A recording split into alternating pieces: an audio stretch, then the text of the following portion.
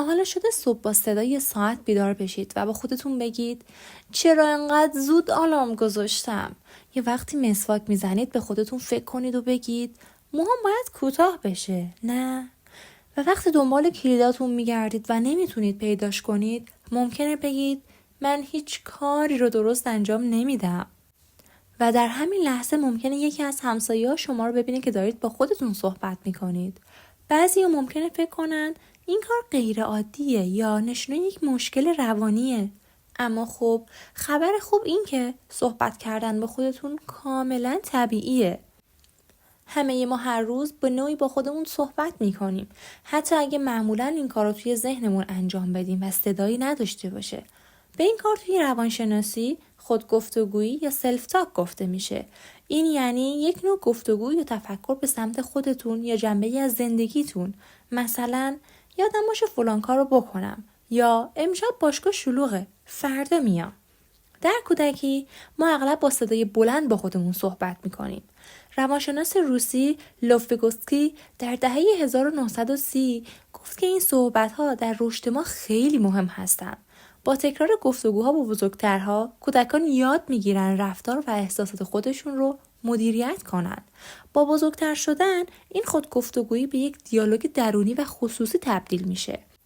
خودگفتگویی کمک میکنه برنامه‌ریزی کنیم، مشکلات رو حل کنیم و حتی به خودمون در طول روز انگیزه بدیم.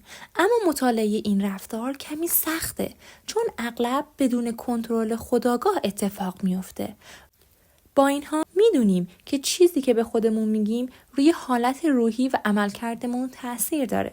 خودگفتگویی انگیزشی و آموزشی میتونه تمرکز رو افزایش بده، اعتماد به نفس رو بالا ببره و انجام کارهای روزمره رو راحت‌تر کنه.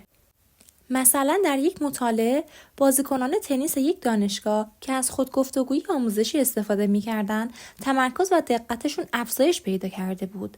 یک روش جالب خودگفتگویی فاصله دار هست، یعنی با خودتون مثل یک دوست صحبت کنید. به جای گفتن من این امتحان رو میتونم انجام بدم، بگید تو برای این امتحان آماده ای. این روش کمک میکنه استرس در موقعیت‌های اضطراب آور کاهش پیدا کنه. اما مراقب باشید، خودگفتگوی منفی میتونه آسیب زننده باشه. انتقاد دائمی از خود یا سرزنش بیش از حد اغلب با اضطراب و افسردگی مرتبطه. امروزه روانشناسان از روش رفتار درمانی شناختی یا CBT استفاده میکنن تا به افراد کمک کنن لحنی مثبت‌تر به خودگفتگویشون بدن. با تمرین میتونیم افکار منفی رو شناسایی و با افکار خنثی یا مهربانانه جایگزین کنیم و سلامت روانمون رو بهبود بدیم. پس دفعه بعد که دیدید با خودتون حرف میزنید، لطفاً مهربان باشید. این صدای درونی همراه شماست و سالها با شما خواهد بود.